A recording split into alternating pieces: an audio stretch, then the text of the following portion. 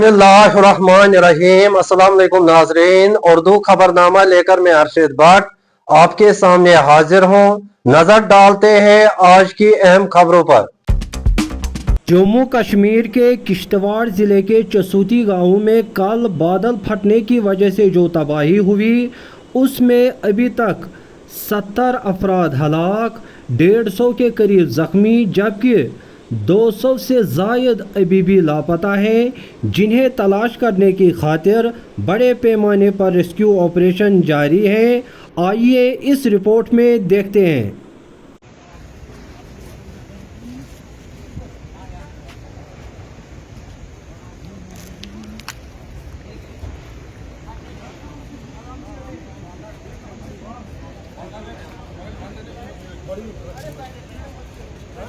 ये बंदा ठीक है। एम्बुलेंस कब लाया?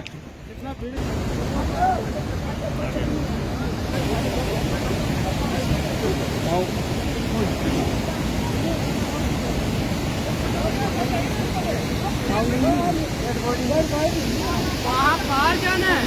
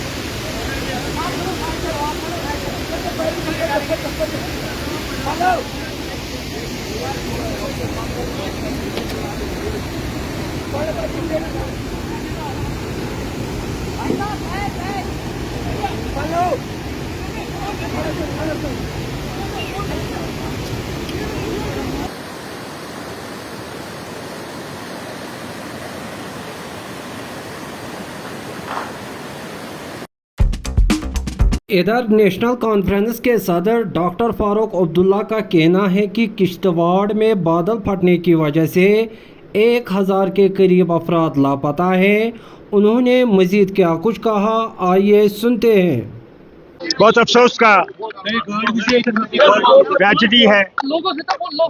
अल्लाह रहम करे उन पे जो जख्मी हैं, अल्लाह करे कि वो उनको इलाज जल्दी हो और हम लोग उनकी मदद कर सकें। बहुत बड़ी चीज़ है। डॉक्टर साहब, ये जो सुप्रीम कोर्ट ने ऑब्जर्वेशन दी है स्टेटमेंट को लेके 8 उमर साहब ने उसका सब जवाब दे दिया, मुझे जवाब देने की जरूरत नहीं है। चलिए। इधर जम्मू कश्मीर के वज़ीर आला उमर अब्दुल्ला ने आज बख्शी स्टेडियम में परचम लहराया और मार्च पास्ट पर सलामी ली।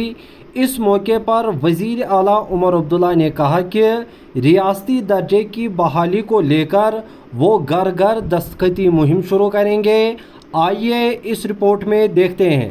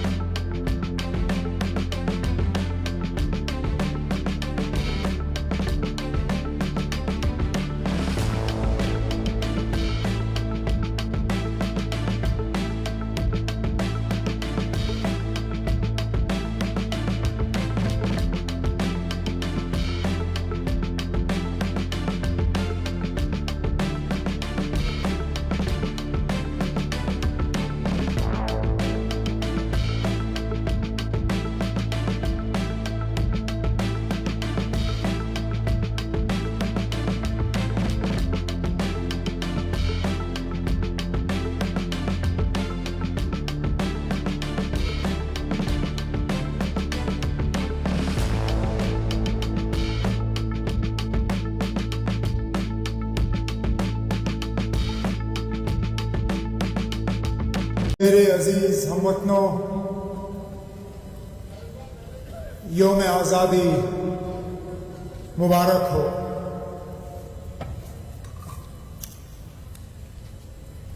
आज का दिन मुल्क भर में खुशियों का दिन है।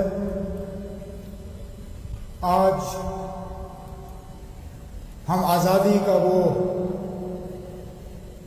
मौका मनाने के लिए यहाँ जमा हुए हैं जिसके लिए सदियों ने कुर्बानियां दी। लेकिन आज जहाँ एक तरफ से मुल्क भर में आज़ादी को लेकर खुशी मनाई जा रही है,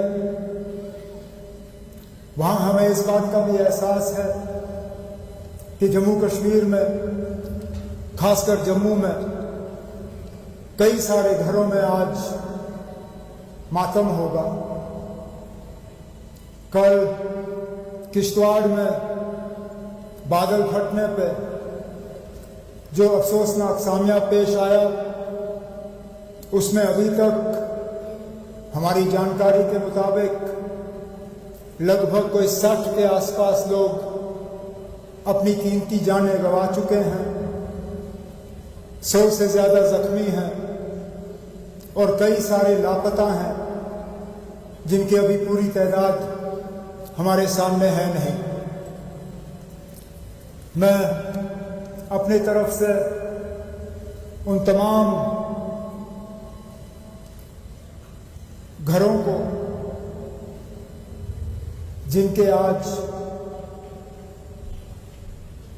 प्यारे लोग उनके बीच में से छीने गए, उन्हें ताज़ियत का इजहार करता हूँ। उसके साथ साथ वो लोग जो ज़ख्मी हुए, उनके लिए दुआ करता हूँ कि वो जल्द से जल्द पूरी तरह से सेहतियाब हों।